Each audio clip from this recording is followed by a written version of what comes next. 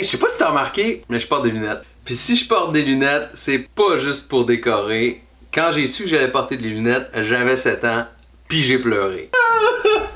Mais si je te parle de mes lunettes aujourd'hui, c'est parce que je me rappelle à un moment donné, quand j'ai eu mes lunettes, j'étais tout jeune, j'étais arrivé dans ma classe à l'école, puis là je suis dans ma classe, puis je regarde par la fenêtre dans la cour d'école, puis je vois qu'il y a un ballon vraiment loin. Puis là je le regarde, puis là j'essaie de voir les détails, je suis pas sûr, je vois pas vraiment les couleurs, je vois pas si c'est un ballon de soccer. Et là j'ai une idée, je sors les lunettes de mon coffre et je mets mes lunettes. Et là je regarde, puis tout d'un coup c'est fou, je vois le ballon clair, détaillé, c'était rouge et blanc, un ballon de soccer. Et dessus c'était écrit le numéro de ma classe. Wow, je vois le numéro de ma classe. J'enlève mes lunettes.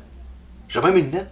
Je regarde mon ami à côté, je dis hey Seb, t'as-tu vu le ballon là-bas? Quand tu le regardes, tu dois pas remarquer, hein, mais moi quand je mets mes lunettes, je suis capable de voir le chiffre qui est écrit dessus. Parce que moi je pensais que j'étais le seul qui pouvait voir le chiffre qu'il y avait dessus. J'étais convaincu que mes lunettes, tout d'un coup, c'était comme si c'était un truc de super-héros, tu sais. Puis moi je pensais que mon ami à côté qui avait pas de lunettes, il était pas capable de voir le chiffre. Fait que je dis, tu sais, tu dois pas être capable de voir le chiffre qui est écrit dessus, mais moi, quand je mets mes lunettes, je suis capable de voir le chiffre dessus.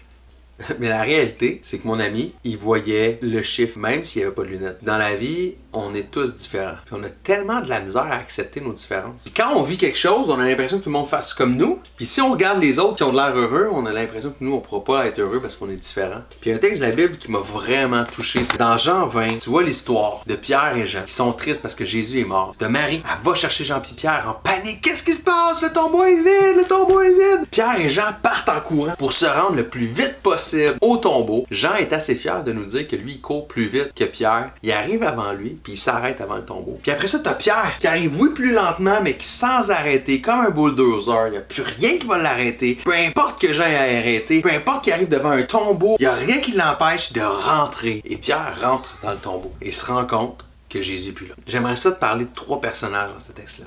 Le premier, c'est Pierre. Le deuxième, c'est Jean. Puis le troisième, c'est Marie. Si je commence par Pierre. Pierre, c'est le personnage qui est moins vite. Il est moins discipliné, peut-être. Il a peut-être moins été à la discipline de la course, je sais pas. Il est moins habitué de courir, moins de souffle. Mais peu importe le nombre de temps que ça va y prendre, il va aller jusqu'au bout. Puis il y a des moments, peut-être que toi, tu te compares et tu dis « Ah, je suis pas aussi vite que les autres. Je comprends pas aussi vite. Quand je lis la Bible, c'est pas toujours aussi clair. Quand je prie, j'ai pas toujours les mots. » Puis moi, Pierre me fait penser à ça. Me fait penser à que tu te sens peut-être pas toujours équipé ou adéquat, mais ta persévérance va te permettre de te rendre jusqu'au tombeau et de voir Jésus. De vivre la puissance de la résurrection. Peut-être que tu te sens pas équipé. C'est pas le fait que tu es capable. Compare-toi pas aux autres qui sont plus vite. Ta persévérance, c'est ta foi. Et c'est la foi qui nous permet de voir Jésus.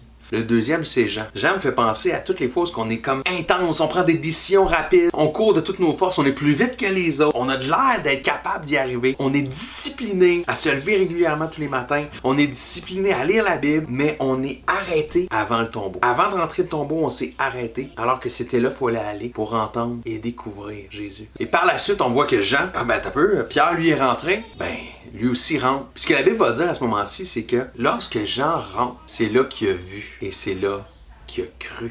Jean, quand il dit « c'est quand je t'ai vu que j'ai cru », ça me fait beaucoup penser à Job. J'avais entendu parler de toi, mais maintenant mon œil t'a vu. Puis Job s'est dit ça, c'est parce que Dieu s'est révélé à lui. Et c'est lorsque Job comprend qui est Dieu que Job voit Dieu. Et Jean avait entendu beaucoup parler. Mais c'est seulement quand il est rentré dans la présence de Dieu, dans le tombeau, qu'il a pu voir et qu'il a pu croire dans la résurrection de Jésus.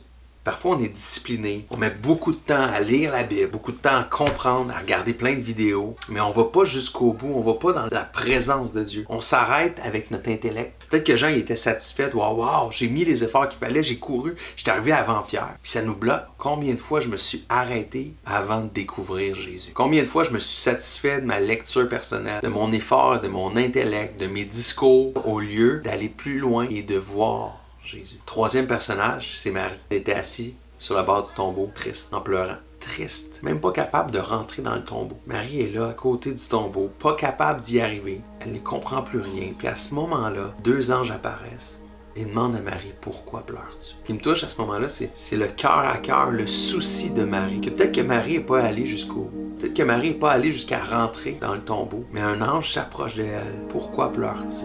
Et par la suite, c'est Jésus qui lui pose cette question. Pourquoi pleures-tu? Marie est triste, elle ne comprend pas, pense avoir perdu Jésus. Mais c'est Jésus qui se soucie de elle, de son cœur. Il lui dit, Marie. Jésus va aller jusqu'à l'intimité de dire son nom, l'appeler par son nom. Et à ce moment-là, Marie réalise à qui elle parle, que c'est Jésus. Et tout change à ce moment-là. Dans cette histoire-là, il y a 3 personnages, 3 styles, 3 moments qu'on peut vivre. Parfois qu'on est plus lent que les autres, mais la persévérance nous permet de voir Jésus. Parfois, on est discipliné, on met les rigueurs qu'il faut, mais on s'arrête avant d'avoir rentré dans le tombeau. D'autres fois, on n'a même pas les forces d'y entrer. On est triste et c'est Jésus qui va venir vers nous à ce moment-là. Moi, ça me touche. On a l'impression qu'il y a une façon de s'approcher de Jésus. Mais quand je lis ce texte, c'est Jésus nous connaît. Chacun de nous, il veut nous parler. Il veut placer en nous quelque chose. L'espoir.